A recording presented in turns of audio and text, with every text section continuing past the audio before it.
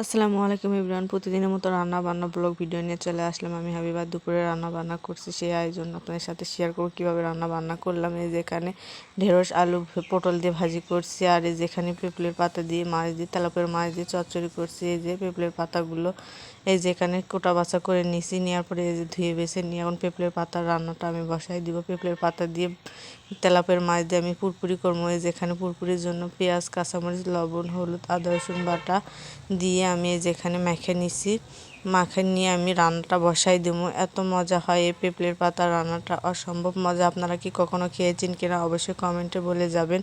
এই যে এখানে মেখে নেওয়ার জন্য পরিমাণ মতো আমি তেলটা দিয়ে দিলাম, দিয়ে আমি ভালোভাবে হাত দিয়ে চটকে চটকে মেখে নিচ্ছি। এই আলু কুচি কুচি করে দিছি, আলু কুচি কুচি করে দেওয়ার জন্য চেষ্টা করবেন, তাহলে আরও বেশি মজা লাগবে। এই যে এখানে পেঁপলের পাতাও তো আমি ধুয়ে নিয়েছিলাম, সেগুলোও আমি দিয়ে দিলাম।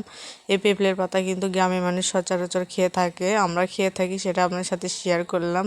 কোন কোন জেলায় কোন ভাষায় বলে এই পেঁপলের পাতা আমি কিন্তু সঠিক জানি না। আমাদের গাবতলী জেলায় পেঁপলের পাতাই বলে, সেটাই আমি বললাম আপনাদের সাথে। এই যে মাখানো হয়ে গেছে, আমি এখন মাছগুলো দিয়ে উল্টে পাল্টে মেখে নিবো।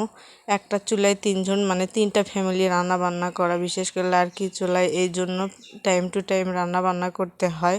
দুপুরে রান্না বান্না করতেছি, আগামীকাল আবার দুপুরে রান্না বান্না করব।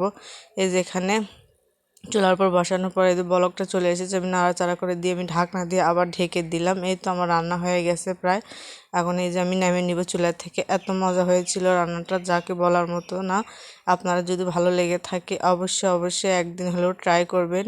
এ ফাঁকে আমি চুলার ওপর ভাজি করার জন্য কড়াইটা বসাই দিয়েছি, দিয়ে পরিমাণ মতো তেল দিয়ে জিরা দিয়ে দিয়েছি, দিয়ে চেয়ারাটা ফোটার পরে ঢেঁড়স আলু আর পটলগুলো দিয়ে দিলাম, দিয়ে আমি নাড়াচাড়া করে যে ঢাকনা দিয়ে ঢেকে দিয়েছিলাম আমি আলোক করে নিলাম, নিয়ে আবার ঢাকনা দিয়ে ঢেকে দিলাম, দিয়ে ঢাকনাটা আলোক করে আমি উল্টে পাল্টে নাড়াচাড়া করে ভালো করে ভেজে নিব। এভাবে ভাজিটা করে খেয়ে দেখবেন, অনেক মজা হয়। কিন্তু এটা শর্টকাট আর কি। দুপুরবেলা রান্না বান্না করতেছি, এত গরম ছিল, এই জন্য শর্টকাট বুদ্ধি করে নিলাম। এক চুলায় তিনজন ফ্যামিলি রান্না করা, এই জন্য টাইম টু টাইম রান্না বান্না করতে হয়। যদি ভালো লেগে থাকে লাইক কমেন্ট সাবস্ক্রাইব পাশে থাকবেন। আল্লাহ হাফেজ।